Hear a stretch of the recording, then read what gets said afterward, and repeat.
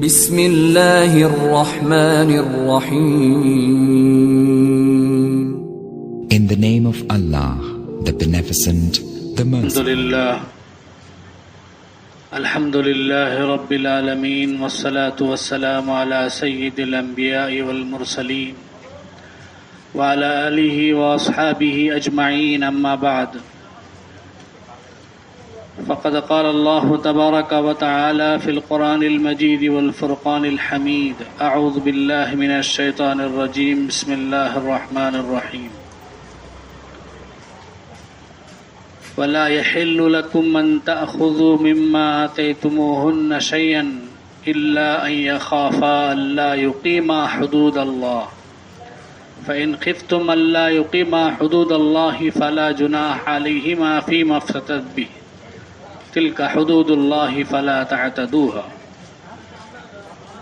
صدق الله العظيم وصدق رسوله النبي الكريم ونحن على ذلك من الشاهدين والشاكرين.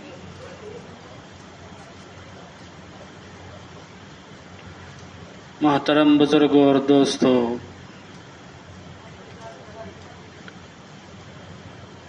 جیسا کہ میں نے کل بتایا تھا کہ اسلام کے اندر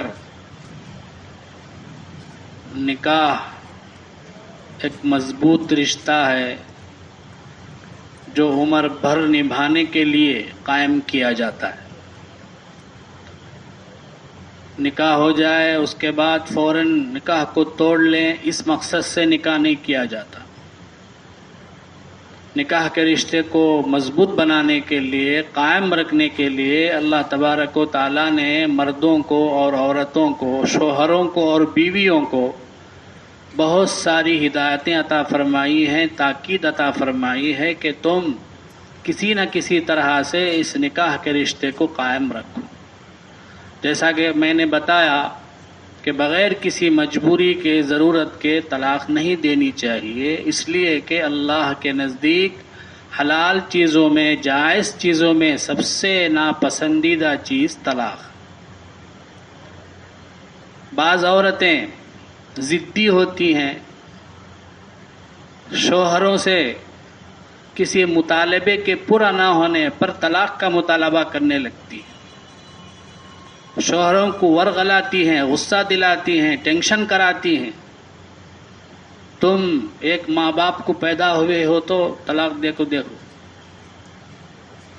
تو ایسی ویسی باتیں کرتی ہیں جس کی وجہ سے شوہر غصے میں آ جاتا ہے اور وہ طلاق دینے پہ مجبور ہو جاتا ہے. جبکہ اللہ کے نبی صلی اللہ علیہ وسلم نے ایسی عورتوں کے بارے میں بڑی وعید سنائی ہے. ایک حدیث میں آتا ہے، اللہ کے نبی صلی اللہ علیہ وسلم نے فرمایا: ایما امرأۃ سألت زوجها طلاقا من غیر ما بأس حرام علیہ رائحۃ الجنہ. جو عورت بغیر کسی مجبوری کے اپنے شوہر سے طلاق کا مطالبہ کرے تو اس پر جنت کی خوشبو حرام. اور ایک حدیث میں فرمایا، جو عورتیں اپنے مردوں سے علیحدگی چاہتے ہیں، اپنے شوہروں سے علیحدہ ہونا چاہتی ہیں اور خلا لینا چاہتی ہیں، یہ اصل میں منافق ہیں. تو بہرحال اللہ تبارک و تعالیٰ نے، نبی کریم صلی اللہ علیہ وسلم نے اس نکاح کے رشتے کو قائم رکھنے کے لیے آخری حد تک بڑی ہدایتیں ہمیں عطا فرمائی ہیں. جتنا ہو سکے اس کو قائم رکھنے کی کوشش کرنی چاہیے. آخری مرحلے پر میاں بیوی اپنے حقوق ادا نہ کر سکتے ہوں، انہیں اندیشہ ہو کہ وہ حقوق زوجت ادا نہیں کر پائیں گے، نکاح کا جو اصل فائدہ ہے، ثمرہ ہے، وہ حاصل نہیں ہوگا، تو ایسے وقت میں اجازت دی گئی ہے کہ مرد چاہے تو طلاق دے دے. لیکن اس کا بھی ایک طریقہ ہے، جیسا کہ میں نے کل بتلایا. کبھی کبھار ایسا ہوتا ہے کہ مرد تو بیوی کو چھوڑنا نہیں چاہتا، رکھنا چاہتا ہے، اس سے بیوی سے محبت ہوتی ہے، چاہت ہوتی ہے، اسے جدا ہونا نہیں چاہتا. لیکن دوسری طرف بیوی کو شوہر پسند نہیں ہوتا، بیوی کو شوہر کے مزاج سے مطابقت نہیں ہوتی، جس کی وجہ سے بیوی الگ ہونا چاہتی، تو اب شریعت نے اگرچہ طلاق کا اختیار مرد کو دیا ہے، لیکن خلا کا اختیار بھی اللہ نے عورت کے ہاتھ میں دیا ہے۔ ابھی یہاں ایک بات ہمیں سمجھنا ہے کہ طلاق کا اختیار صرف مرد کو کیوں ہے، عورت کو کیوں نہیں ہے؟ طلاق کا اختیار، یہ بھی اشکال کرتے ہیں جو غیر مسلم ہیں، وہ ہمارے اسلام پر اشکال کرتے ہیں، اعتراض کرتے ہیں، مرد کو کیوں ہے عورت کو کیوں نہیں؟ تو بزرگ اور دوستو، مرد کے اندر تحمل کی، برداشت کی، صبر کی طاقت ہے۔ کیسی بھی حالات آ جائے، کیسی بھی ہو جائے، تو وہ کچھ برداشت کرتا ہے، اپنے آپ کو سنبھالتا ہے، غصے کا گھونٹ پیتا ہے، جلدی سے وہ فیصلہ نہیں کرتا، متاثر نہیں ہوتا۔ اس لیے اللہ نے اس کے ہاتھ میں طلاق کا اختیار دیا۔ اس کے برخلاف عورت جو ہے بہت جلدی اثر لینے والی ہوتی ہے، تھوڑا سا کوئی مطالبہ پورا نہیں ہوا وہ ناراض ہو جاتی ہے، کہتی ہے کہ مجھے چھوڑ دو۔ تو اب اگر خدا نخواستہ طلاق کا اختیار عورت کے ہاتھ میں دے دیا جائے تو پھر روز بھی گھنٹے گھنٹے کو طلاق ہوتے رہیں گے۔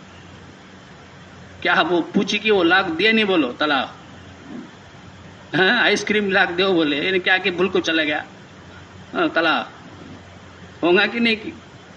کیونکہ عورتیں جو جلد متاثر ہونے والی ہیں، ان کے اندر برداشت کی طاقت نہیں، صبر کی طاقت نہیں، بہت جلدی اثر لیتی ہیں۔ اس لیے اللہ تبارک و تعالیٰ نے طلاق کا اختیار عورتوں کو نہیں دیا، ہاں البتہ خلا کا اختیار دیا ہے۔ یہ جو آیتیں میں نے آپ کے سامنے پڑھی ہیں، ان آیتوں میں اللہ تبارک و تعالیٰ نے خلا کا مسئلہ بیان فرمایا ہے۔ خلا کسے کہتے ہیں؟ کسی عورت کا کچھ مال دے کر اپنے آپ کو شوہر سے چھڑا لینا، کچھ مال دے کر اپنے آپ کو شوہر سے آزاد کرا لینا، چھڑا لینا، اس کو خلا کہتے ہیں۔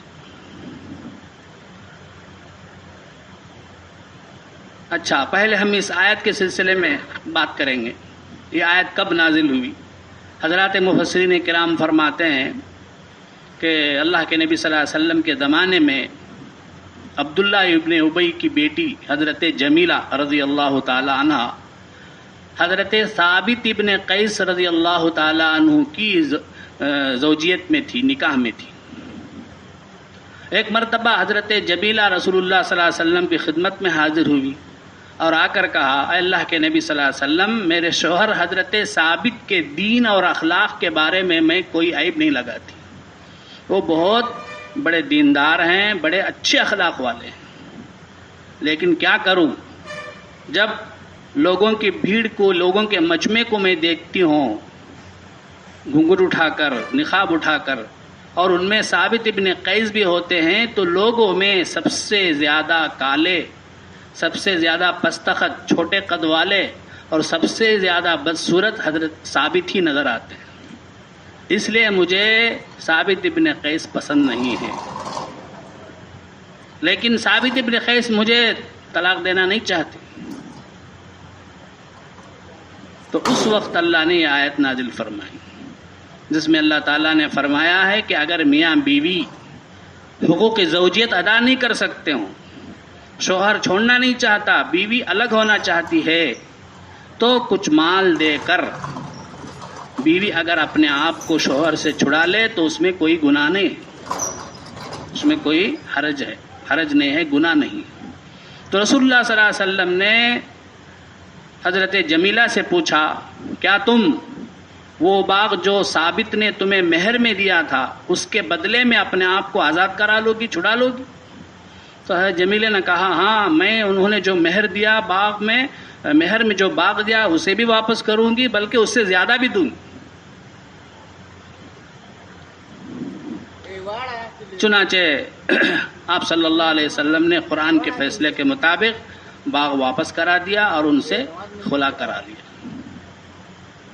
لیکن خلا کے لیے خلا کا اختیار عورت کو ہے، لیکن جس طرح سے طلاق کا اختیار مرد کو ہے، صرف مرد ہی طلاق دے لے سکتا، ویسا خلا عورت کے ہاتھ میں مکمل نہیں ہے.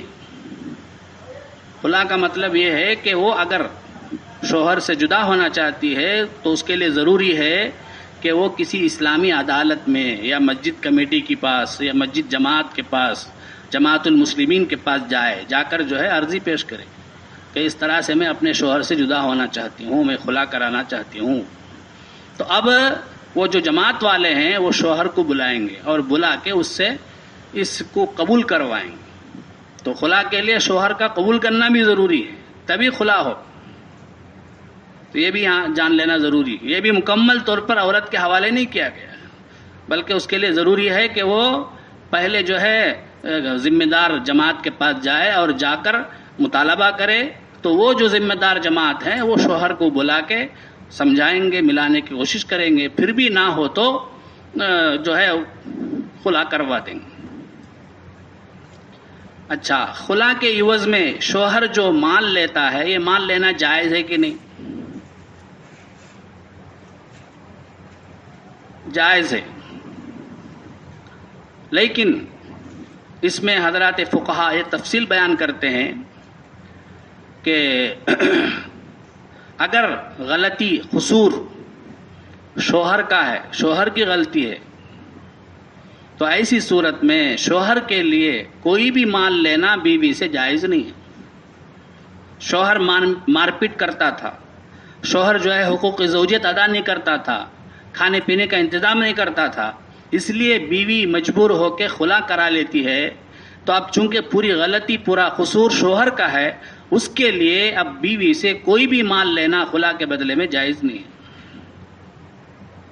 لیکن اگر قصور شوہر کا نہیں ہے بلکہ بیوی کا ہے، شوہر تو اپنا پورا حق ادا کرتا ہے، زوجیت کے حقوق پورا ادا کرتا ہے، نان و نفقے کا انتظام کرتا ہے، ساری سہولیات مہیا کرتا ہے، اور اس کی طرف سے کوئی قصور نہیں ہے، سارا قصور بیوی کی طرف سے ہے، اس کی طرف سے نافرمانی ہے، وہ الگ ہونا چاہتی ہے.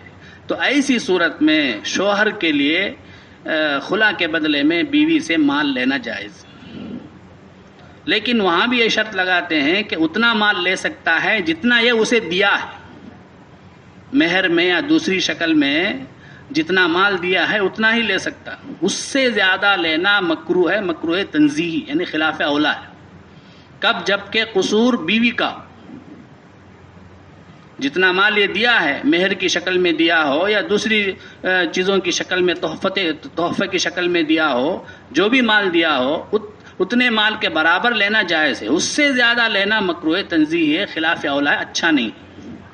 لیکن اگر قصور پورا کا پورا شوہر کا ہے تو اب شوہر کے لیے کوئی بھی مال لینا خلا کے عوض میں درست نہیں ہے. تو بہرحال یہ احکام اللہ تبارک و تعالیٰ نے ان آیتوں میں بیان فرمائے ہیں. اللہ تبارک و تعالیٰ ہمیں عمل کرنے کی توفیق عطا فرمائے.